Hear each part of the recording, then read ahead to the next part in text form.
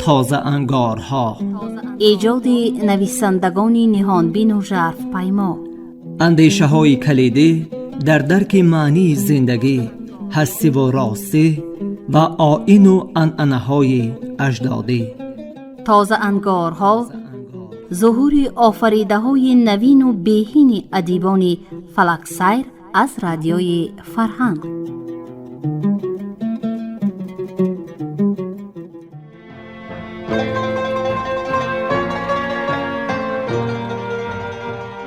شنوندگان گرامی، لحظه سلسله گفتار رو از روی کتاب زندگی نامه بیدلی با بابک رحیمی در قرائت فرهنگ شناس جانب کسرانیان بشنوید.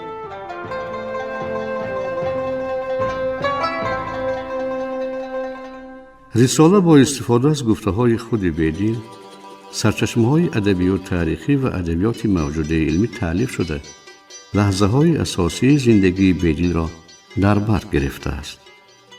در آن زمانهای کودکی، جوانی و پیرانسالی بیدل انعکاس گردیده. در رساله درباره دوره مکتب و مدرسه، سفرهای گوناگون بیدل و حیات استادان معنوی او سخن می‌رود.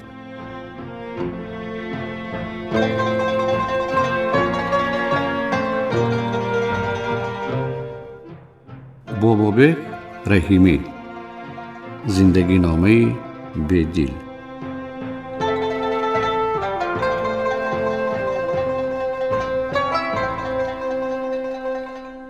گفتار دوم.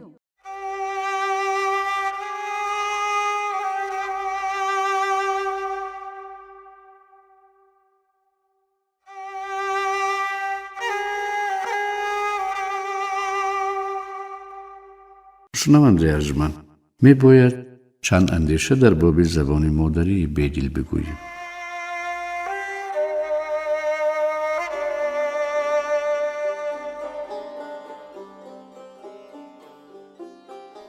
پس از فارغ گردیدن از ذکر نام و نسب، این حتمی است. اکثر تذکره‌نگاران در خصوص زبان مادری بیدل چیزی نگفتند. از جمله آنها تنها 2 نفر، مؤلف تذکره سفینه خوشگو بندرابنداس خوشگو و صاحب تذکره خزانه آمیره غلام علی خان آزاد بلگرامی، آن هم ضمن بیان مسائل دیگر در این باره اشاره های کردند. خوشگو از واقعه سپاهی شدن بیدل خبر داده علاوه کرده است که شاعر در لشکر اعظمشاه در اندک فرصت معزز و مقبول گردیده، در ترکی و فارسی همزبان گردید. از این اشاره خوشگو اینقدر میتوان پی برد که زبان مادری بیدل نه فارسی بوده و نه ترکی. از سخنان آزاد بلگرامی نیز فارسی نبودن زبان مادری بیدل را فهمیدن ممکن است. او نوشته است: میرزا در زبان فارسی چیزهای غریب اختراع نموده که اهل محاوره قبول ندارند. غیر فارسی که تقلید زبان فارسی کند به موافقت اصل چگونه مقبول اهل محاوره تواند شد؟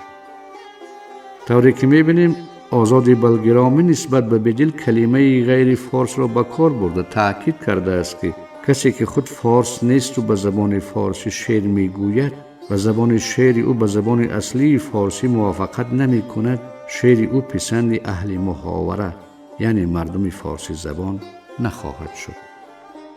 از مؤلفان عصر 20 که اولین بار در این باره سخن کرده است، استاد صدرالدین عینی بوده است.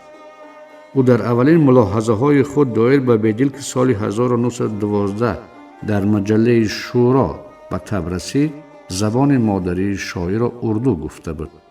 ولی او بعدتر در رساله معروف خویش میرزا عبدالقادر بیدل زبان مادری شاعر را هندی بنگاله یعنی بنگالی قلمداد کرد.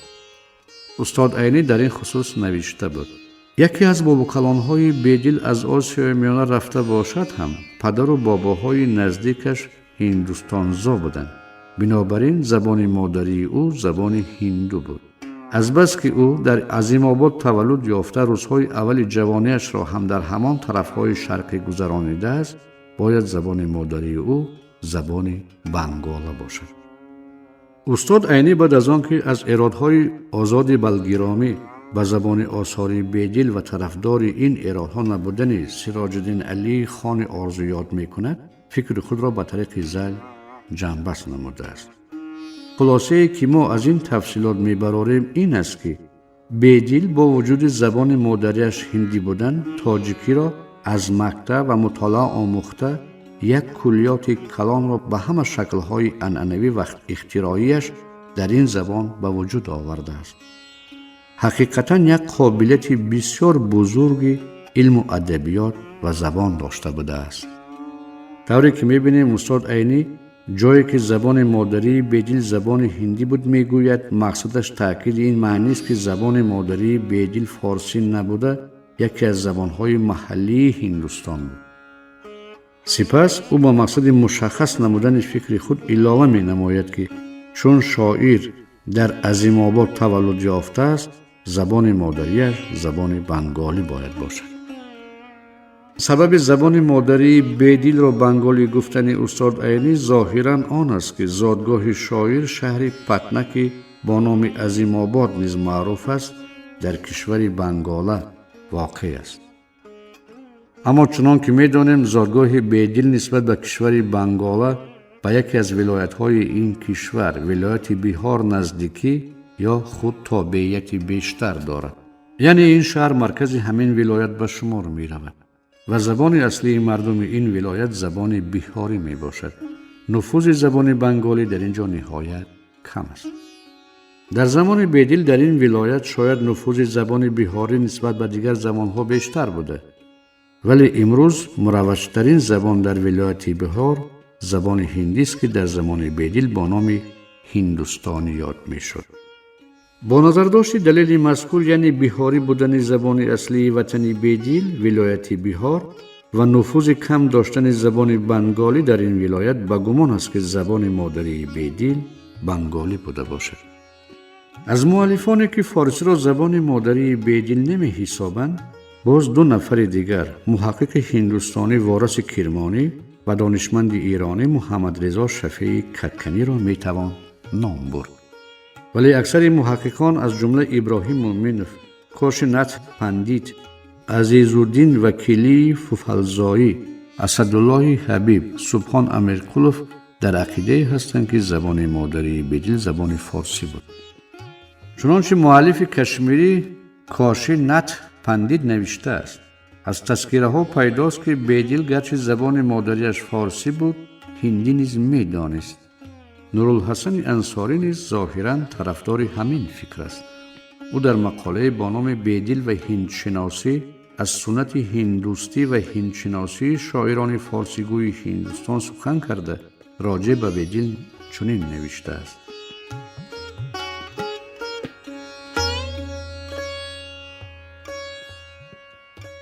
میرزا عبدالقادر بیدل که بدون تردید از جامع ترین و بارزترین شخصیت های ادبیات دری محسوب می شود، نیز طبق سنت پیشینیان خود به هندشناسی علاقه صمیمی داشت و زبان هندی را به خوبی فرا گرفته بود. از تعبیر زبان هندی را به خوبی فرا گرفته بود پی بردن دشوار نیست که انصاری هندی را زبان مادری بیدل نمی حسابد. از مؤلفانی که زبان مادری بیدل را فارسی گفتند، تنها یک نفر، اسدالله حبیب، برای اثبات فکر خویش از 4 عنصر دلیل آورده است. او نوشته است: درباره زبان بیدل سخنان ناهمگونی گفتند و پندار صدرالدین عینی زبان بیدل بنگالی بود و زبان فارسی را در مدرسه آموخت. غلام علی خان آزاد بلگرامی مؤلف خزانه آمیره نیز زبان پارسی را زبان مادری بیدل نمی پندارد، مگر بیدل خود در همین فصل 4 عنصر که از گرایش خویش به تحصیل ادبیات فارسی در مدرسه حکایت می کند این بیت را می نویسد: ای که از فهم حقایق دم زنی خاموش باش، عمرها باید که دریابی زبان خویش را. از این بیت چنین می توان برداشت که زبان مادری بیدل پارسی بوده است، همین زبانی که در آثارش به کار برده است. پایان اقتباس از اسدالله حبیب.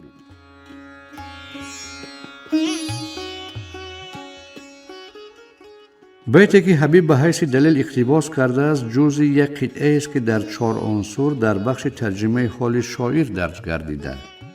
بیدل پس از ذکر آن که در سن 6 سالگی با آموختن سواد شروع کرد و در 7 سالگی قرآن را ختم نمود، ادامه سخن را چنین به قلم می دهد: بعد از آن تا سال عاشر نقل توجه مصروف سرو و نحو قواعد عربیه داشت و آینه هوش به امتیاز نظم و نثر فارسی می گماشت و نظم. ای که از فهم حقایق دم زنی خاموش باش، عمرها باید که دریاب زبان خویش را. روزگار در قفای وهم باید تاختن، تا در آن صحرا به دست آری اینان خویش را. در هوای بینشانی تا نگردی بینشان، سخت دشوار است پی بردن نشان خویش را. مدت بر هم زدن دارد قماش خوب و زیشت، تا شناسی جنسی موهومی دکان خویش را. طوری که می‌بینیم در اینجا بیدل به چگونگی زبان مادری خویش اشاره نکرده است و مصرع عمرها باید که دریابی زبان خویش را به هیچ وجه این مطلب را افاده نمی‌کند. چیزی که اسدالله حبیب را به این اندیشه وادار ساخته است غالباً عباره‌های نظم و نثر مراتب فارسی و زبان خویش است. اما پوشیدن است که مقصد از نظم و نثر مراتب فارسی ادبیات فارسی زبان است، نه زبان فارسی. و اگر بگوییم که از مفهوم زبان خویش شاعر زبان مادری خود را در نظر دارد، نباید نادیده گرفت که پیش از قطعه مذکور در خصوص صرف و نحو عربی نیز سخن رفته است. در این حالت علاقمندی عباره زبان خویش با تعبیر صرف و نحو قواعد عربیت بیشتر است. اما با این همه نمیتوان حکم کرد زبان مادری بیدل عربی بوده است. از این رو به عقیده ما حق به جانب خوشگو و آزاد بلگرامی استاد عینی و دیگر محققان است که زبان فارسی را زبان مادری بیدل نمی حسابند. استاد عینی علاوه بر اندیشه هایی که دایر به زبان مادری بیدل دارد، در خصوص زبان مادری جمله مسلمانان هندوستان نیز ملاحظه های جالب را ابراز داشته است. او نوشته است: از رفت کلام تذکره و تاریخ نویسان هندوستان معلوم می شود که اهل اسلام آنجا به 3 گروه تقسیم یابند. یکم، مسلمانانی که از اهالی اصلی هندوستان می باشند. دوم، هندوستان زاها، اینها کسانی هستند که پدر و باباهایشان از آسیای میانه و ایران به هندوستان مهاجر شده رفتند. و سوم، ولایت زاها، اینها کسانی هستند که در آسیای میانه یا ایران زاده شده خودشان مهاجر شده به هندوستان آمدند. از این 3 گروه زبان مادری 2 گروه اول زبان هندی بوده. زبان تاجیکی را به صفت یک زبان ادبی عمومی از مکتب، از محاوره و مطالعه می آموزند. پایان اقتباس از استاد عینی. طوری که اشاره شد بنا به قول وارد تهرانی مؤلف مرآت واردات، بزرگوار بیدل یعنی پدرکلان او از ورارود به هندوستان رفته است و بیدل بعد انقضای یک پشت در این سرزمین به دنیا آمده است. یعنی بیدل از جمله آن مسلمانان ساکن هند است که پدر و باباهایشان به هندوستان رفتند و زبان مادری آنها زبان هندی می باشد. شنونده ارجمند، حالا انیق معین کردن دشوار است که کدامی از زبانهای محلی هندوستان زبان مادری بیدل بود، ولی باز هم در اساس معلومات تذکره ها می توان تخمین نمود که زبان مادری او هندوستانی یا خود هندوی بوده است. هندوستانی زبان است که 2 زبان امروزه هند و پاکستان، هندی و اردو، در اساس آن به میان آمدند. یعنی هندو و اردوی امروزه اصلا زبانی هستند که در زمان بیدل با نامهای هندوستانی، هندوی و گاهی با نام هندی معلوم بود. مسلمانانی که از آسیای میانه و ایران و افغانستان به هندوستان رفته بودند، این زبان را از خود نموده، آن را با الفبای عربی مطابق کنانیده، در ابتدا با نام ریخته و سپس با نام اردو رواج دادند. به تعبیر دیگر گوییم در نتیجه زبان هندوستانی جاری شدن الفبای عربی در قطار زبان هندی یک زبان دیگری با نام اردو عرض وجود نمود. تفاوت اساسی بین هندی و اردو پیش از همه در گوناگونی رسم و خطهای آنهاست. ثانیاً به زبان هندی هندوها و به زبان اردو مسلمانان سخن میگویند. و نهایت یکی از منبع‌های انکشاف زبان هندی زبان سانسکریت است و زبان اردو بیشتر به زبان فارسی و دیگر زبان‌های اهل اسلام تکیه می‌نماید. با اعتبار آنکه بیدل از جمله مسلمانان هندوستان بود، زبان مادری او هندوستانی بود که امروز با نام اردو یاد می‌شود. تخمین اردوی امروزه بودن زبان مادری بیدل را چنان که گفتیم اشاره‌های بعضی تذکره نویسان تقویت می‌دهند. چنانچه مؤلف تذکره مجموعه نص قدرت الله قاسم در مورد کسانی که به زبان و اسلوب بیدل ایرادها داشتند چنین می‌نویسد: اگر شاعران ایران را کسی بگوید که 5 بیت به زبان اردوی متعلا بگوید به وصف عمر به سر بردن در هندوستان سرانجام نتوانند، چه رسد به دیوان بزرگ. زهی انصاف دشمنی به مردی که از وی قریب 100,000 بیت رباعی، غزل، مخمس، مثنوی و غیر انواع سخن به سنجیدگی مانده. پایان اقتباس از مجموعه نغز قدرت الله قاسم. در این اقتباس به عقیده ما ذکر زبان اردوی معلا به مناسبت نیست. مؤلف گفتنی است که بیدل توانسته است به زبان مردم ایران اشعار زیادی بگوید، اما شاعران ایران به زبان مادری او حتی به گفتن چند بیت قادر نیستند. چندی از اشاره‌های خوشگو نیز به درستی این معنی دلالت کرده می‌تواند. خوشگو جای از نیروی جسمانی بیدل سخن می‌راند و در خصوص عصای او چنین می‌گوید: و عصای خرد از آهن در دست داشته که وزن آن 36 سری شاه جهانی برابر به 17.5 کیلوگرم بود و آن را نولاسی نام می‌فرمود که معنایش بر زبان هندی شاخ باریک باشد. به مسئله هندی اردوی امروزه بودن زبان مادری بیدل بعضی اشاره‌های خودی او نیز روشنی انداخته می‌تواند. مثلا او در 4 عنصر از شاه ملوک نام استاد خود و طبع موزون داشتن و حکایت کرده. سبب به این اثر یعنی به 4 عنصر داخل نشدن نمونه اشعار او را این طور به قلم داده است. چون اکثرش به طور مصطلحات هند و اقسام لغات رنگ ترتیب ریخته بود، در این صفحات که ذیل مراتبه فارسی است مصلحت در تحریر نکشد. پایان اقتباس است میرزا عبدالقادر بیدل. این اقتباس البته در اثبات اردو بودن زبان مادری بیدل دلیل قطعی شده نمیتواند، زیرا از احتمال دور نیست که شاعر به دیگر زبانهای هندوستان نیز تکلم کرده میتوانست. لیکن خود دانستن زبان اردو و کاربرد آن در صحبت‌های شخصی تخمین مذکور را تقویت خواهد داد. و نهایت یک دلیل دیگر نیز هست که به هندی بودن زبان مادری بیدل تا اندازه دلالت کرده میتواند. این دلیل کاربرد زیاد کلمات هندی اردو در آثار شاعر است. کلمه های هندی و اردو را در تمام اثرهای او دچار آمدن ممکن است، ولی تعداد آنها در مثنوی محیط اعظم از همه بیشتر است.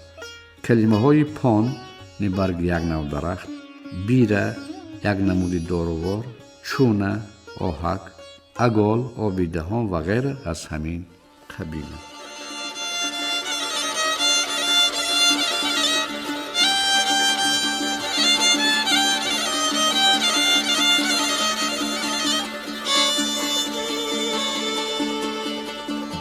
هوس کردم که دوزم چاک دیل از تاریک سویت، ولیکن صد گره دارد که در سوزن نمی آید.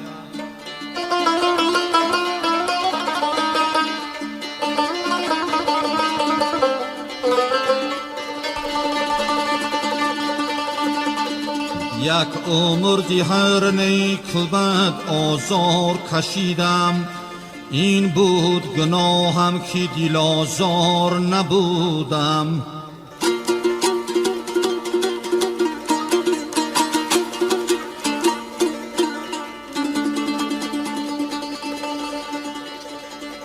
از رهی کی بر قدم بر سری هر خاک منه، زان که یک روز تو هم خاکی قدم خواهی شد.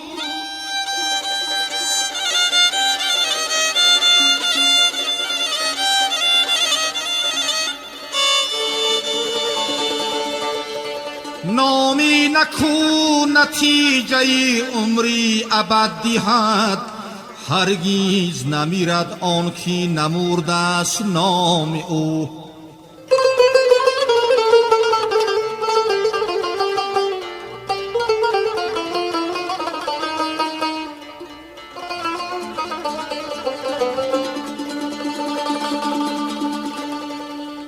دانی که شمع بهر چی پروانه را بسوخت، فهمید مهری خیره سران لحظه ای نست.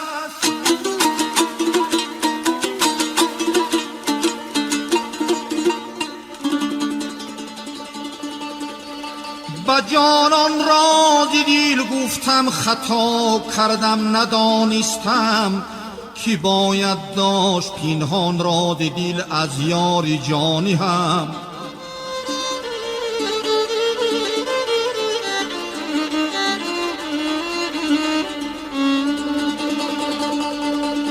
زندگی کردنی من مردنی تجریدی بود، آنچه جان کم تنم عمر حسابش کردم.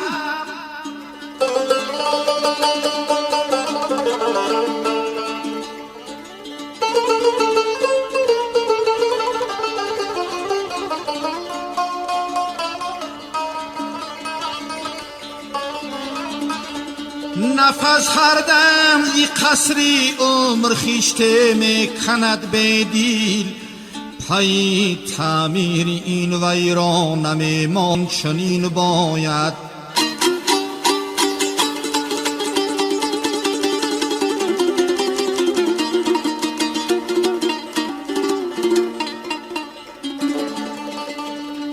عالمی معنی شدهمون، داغی جهل از ما نرفت، کرد به دل علمهایی به عمل ما را خراب.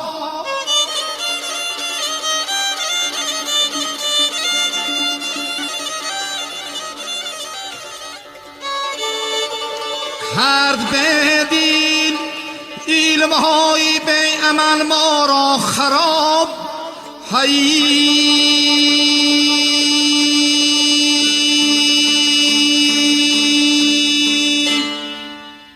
انجام گفتار دوم.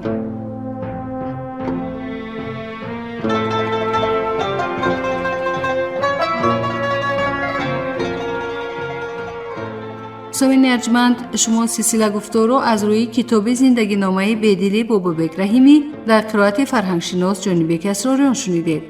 برنامه را برایتان کارگردان زبدلای جان محمد آماده و پخش کردند. شاد باشید.